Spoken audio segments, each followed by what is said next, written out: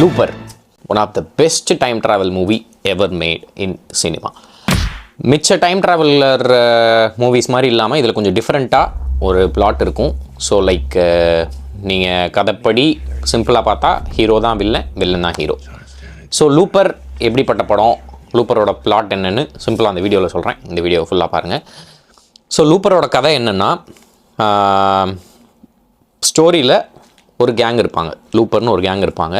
அவங்களுக்கு வந்து ஃப்யூச்சரில் டைம் ட்ராவல் பாசிபிளாக இருக்குதுன்னு தெரியும். ஸோ அவங்க என்ன பண்ணுவாங்கன்னா, ஃப்யூச்சர்லேருந்து அந்த டைம் ட்ராவலர்ஸ் யார் என்னன்னே தெரியாது. இந்த லூப்பர் வந்து கைண்ட் ஆஃப் ஒரு போலீஸ், அந்த மாதிரி அண்டர் கிரவுண்ட் போலீஸ் மாதிரின்னு வச்சுக்கோங்களேன்.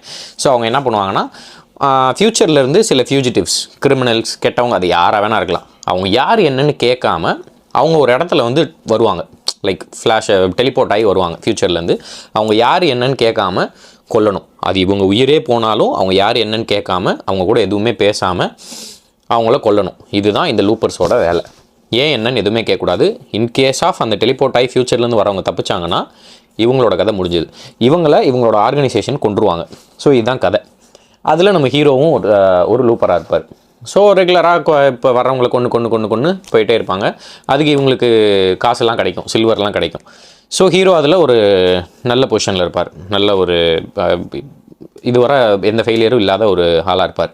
ஸோ அப்படி இருக்கும்போது திடீர்னு ஒரு நாள் அப்படி டெலிபோர்ட் ஆகி வரவங்க எல்லாருமே கை கட்டி தான் வருவாங்க, ஃபேஸ் இது பண்ணி தான் வருவாங்க. திடீர்னு ஒரு நாள் ஹீரோ கில்லிங்க்கு போய் நிற்பார். டெலிபோர்ட் ஆகி ஒருத்தன் வருவான். வந்து பார்த்தா அவனுக்கு கை கட்டியிருக்காது. அவன் வந்து ஹீரோவோட ரெசம்பிளன்ஸ்லேயே இருப்பான். என்னடா அப்படின்னு பார்க்குறதுக்குள்ளே அவன் ஹீரோவை அழித்து தப்பிச்சிருவான். அதுதான் நம்ம ப்ரூஸ் வில்லிஸ். ஸோ அவன் யார் என்ன அப்படின்னு தோண்ட இந்த சைடு ஹீரோவை கொல்ல சொல்லிடுவாங்க. ஏன்னா ஹீரோ அவரை தப்பிக்க விட்டாருன்றனால ஹீரோவோட ஆர்கனைசேஷனில் ஹீரோவை கொல்ல சொல்லிடுவாங்க. அதனால் ஹீரோவுக்கு வந்து தப்பிச்சிட்டே இருப்பார், ஆர்கனைசேஷன்லேருந்து தப்பிப்பார். அட் த சேம் டைம் இவனையும் கொல்லணும். ஸோ டாக்கு போக ஆரம்பிச்சிடும்.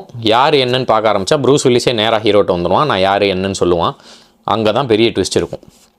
அந்த ட்விஸ்ட்டு ஃப்யூச்சர்லேருந்து வந்தது யார், அந்த ஃப்யூச்சர்லேருந்து வந்தது ஹீரோவுக்கு என்ன வேணும், ஸோ அவன் எதுக்கு வந்தான் அப்படின்னு பார்த்தா அவன் வந்து ஒரு குழந்தைய கொல்றதுக்கு வந்திருப்பான்.